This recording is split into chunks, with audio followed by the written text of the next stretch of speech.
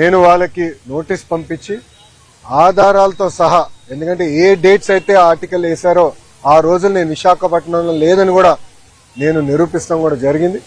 అది తెలుసుకుని వాళ్ళు ఏకంగా రిజైండర్ వేసి క్షమాపణ కూడా కోరటం జరిగింది.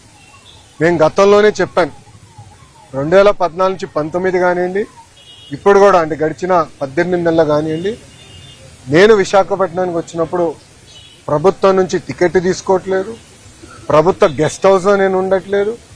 నేను వాడే వాహనాలు 2 వాహనాలు కూడా ప్రభుత్వ వాహనాలు కాదు. ఆ డీజిల్ ఖర్చు కూడా నాదే. నేను తాగే వాటర్ బాటిల్ కానీ చివరికి కాఫీ కూడా ఎయిర్పోర్ట్ లో లాంజ్ లో ఒక 5 నిమిషాలు నాయకులు మాట్లాడాలంటే లాంజ్ లో కాఫీ పౌడర్, వాటర్, చివరికి మగ్గు కూడా నాదే. ఎందుకంటే నాకు ఇది మా తల్లి నాకు నేర్పించిన సంస్కృతి. మనం ప్రజాస్వామ్యంలో ఉన్నాం. ప్రజలకు పవిత్రమైన బాధ్యత మనకు పెట్టారు. వాళ్ళ ఏ నమ్మకంతో అయితే మనకు గెలిపించారో ఆ నమ్మకం నిలబెట్టుకోవాల్సిన బాధ్యత మనందరిపైన ఉంటుంది. ఏమున్నా ఖర్చులు కుటుంబం పరంగా మేము బనాయిస్తాం. నేను గతంలోనే చెప్పాను, ఇంట్లో అమ్మ బ్రహ్మని సంపాదిస్తే బాబు గారు నేను ఖర్చు పెడుతున్నాను అని. మా క్రెడిట్ కార్డు బిల్లు కూడా వాళ్ళే కడతాం జరుగుతుంది. సో ఒక పారదర్శకంగా నిలబడాలన్న ఆలోచనతో మేము చేస్తున్నాం. ఇక్కడ మీడియా మిత్రులు కూడా తెలుసు, నేను ఎప్పుడు విశాఖపట్నంకి వచ్చినా, గవర్నమెంట్ ప్రోగ్రామ్ వచ్చినా కూడా నేను తెలుగుదేశం పార్టీ కార్యాలయంలో ఆనాడు పాదయాత్రకు వాడిన బస్సులోనే నేను పడుకుంటా పొద్దున్న లేసి కార్యకర్తలు కలిసిన తర్వాతనే ఏ కార్యక్రమానికి అయితే నేను బయలుదేరతాం కూడా మీరందరూ చూస్తాం జరుగుతుంది. సో క్రమశిక్షణ, ఒక పట్టుదలతో ప్రజలకు సేవ చేయడానికి నేను రాజకీయాల్లోకి వచ్చాను. అందుకే తప్పుడు వార్తలు రాసినప్పుడు నాకు చాలా బాధ కలిగింది. క్యారికేచర్ వేసి, అంటే పైన నా ఫోటో కింద క్యారికేచర్ వేసి నన్ను కించపరిచే విధంగా చేసినప్పుడు దీని మీద పోరాడాలని ఆనాడే నేను నిర్ణయించాను. తప్పుడు రాత్రులపైన తప్పనిసరిగా నాడు నేడు ఎప్పుడు నేను పోరాడతాను. 2 కాదు, 3 కాదు, 5 కాదు, ఇంకో సంవత్సరం ఎక్కువ పెట్టినా న్యాయం నా వైపు ఉందని నేను బలంగా నమ్ముతున్నాను. నేను గెలుస్తానని కూడా నేను నమ్ముతున్నాను. ఎందుకంటే నేను ఏనాడు తప్పు చేయని వ్యక్తి, నేను చేయబోను కూడా. సో ఇప్పుడు మీడియా మిత్రులు కానీ ప్రశ్న ఉంటే దానికి సమాధానం చెప్పేదాన్ని నేను సిద్ధం.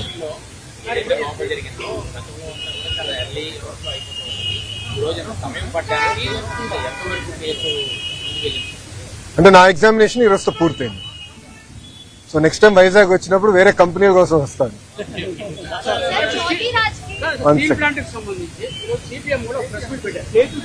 విశాఖ ఎకనామిక్ రీజన్ సంబంధించి 2500 ఎకరాలు స్టీల్ ప్లాంట్ తీసుకుంటామని అంటున్నారు. ఎవరన్నారండి? ఒక్క నిమిషం సార్, ఒక్క నిమిషం.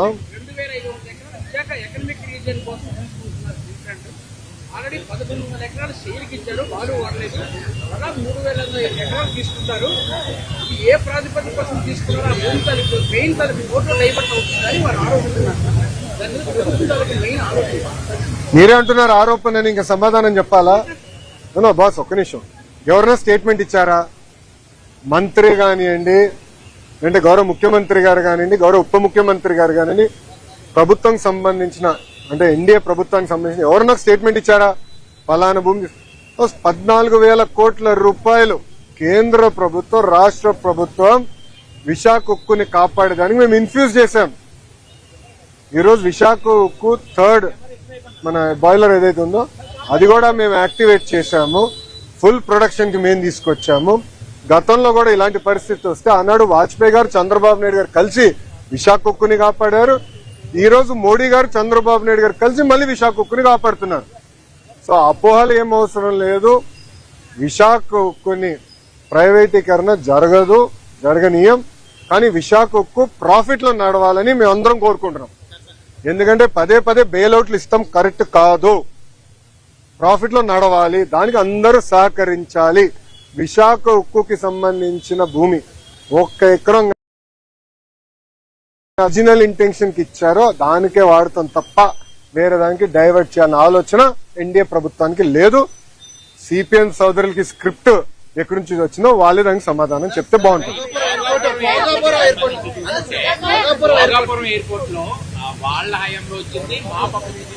వాళ్ళు చేసుకున్నారంటూ కూటమి ప్రభుత్వంపై ఇప్పటికే వైసీపీ గవర్నమెంట్ అయితే దాన్ని మీ స్పందన ఏంటి? అమ్మా, ఒక మాట చెప్పాలి. క్రెడిట్ కోసం మేము ఇక్కడ ఎవరు పోరాడట్లేదు. పని చేసేదానికి, ప్రజలకి పెద్ద ఎత్తున ఉద్యోగాలు, ఉపాధి కల్పించడానికి మేము అహర్నిశలు కష్టపడుతున్నాము. దయచేసి అది గుర్తుపెట్టుకోండి. ఇదే జగన్మోహన్ రెడ్డి గారు ఆనాడు ఏం చెప్పారు? ఎర్ర బస్సు రాని ఊరికి ఎయిర్పోర్ట్ అవసరమా అని చెప్పారా లేదా? వీడియో మీరు చూసారా లేదా? మళ్ళీ ఇప్పుడు ఆయన వచ్చి అన్ని మాటలు మాడితే ఎంతవరకు న్యాయం? నంబర్ 1. నంబర్ 2, ఆనాడు జిఎంఆర్ కి సుమారుగా 2600 ఎకరాలు కూటమి ప్రభుత్వం అందజేసింది. నన్ను అడిగితే అది ఇంకా తక్కువ. ఒక్క హైదరాబాద్ ఎయిర్పోర్ట్ కి 5000 ఎకరాలు ఇచ్చాం. ఆనాడు ఇదే పెద్ద మనుషులు ఏమన్నారంటే హైదరాబాద్ ఎయిర్పోర్ట్ కి 5000 ఎకరాలు అవసరమా, ఎయిర్పోర్ట్ కి 5000 ఎకరాలు అవసరమా? ఈ రోజు మీరు హైదరాబాద్ ఎయిర్పోర్ట్ చూడండి, అదే సమయంలో బెంగళూరు ఎయిర్పోర్ట్ చూడండి. ఈ రోజు బెంగళూరు సిటీ 2వ ఎయిర్పోర్ట్ కోసం ఎత్తుకుతున్నారు. కానీ అదే హైదరాబాద్ రాబోయే 100 సంవత్సరాలు కూడా కావాల్సిన డెవలప్మెంట్ కి భూమి రెడీగా ఉంది. ఇదే టెర్మినల్ ఇంకొక మిర్రర్ కాపీ అటు పక్కన చేయొచ్చు. సో అలా ముందు చూపుతో ఒక విజన్ తో చంద్రబాబు నాయుడు గారు ఆనాడు చేశారు. జగన్మోహన్ రెడ్డి గారు అధికారంలోకి వచ్చిన తర్వాత జిఎంఆర్ కి ఇచ్చిన భూమి కూడా వెనక్కి తీసుకున్నాడు. సుమారుగా 600 ఎకరాలు వెనక్కి తీసుకున్నారు. కూటమి ప్రభుత్వం తిరిగి వచ్చిన తర్వాత ఆ భూమి మళ్ళీ జిఎంఆర్ కి తిరిగి ఇచ్చారు. ఎందుకు ఇచ్చారు మనం చెప్పాలి. కేవలం ఒక ఎయిర్పోర్ట్ లో ఫ్లైట్ ల్యాండ్ అవుతాము, ప్యాసింజర్స్ దిగుతాం, ప్యాసింజర్స్ ఎక్కి వెళ్ళిపోతాం కాదు. లార్జర్ ఎకో సిస్టమ్ అనేది చాలా చాలా అవసరం. లార్జర్ ఎకో సిస్టమ్ అంటే MRO engine maintenance, under body maintenance.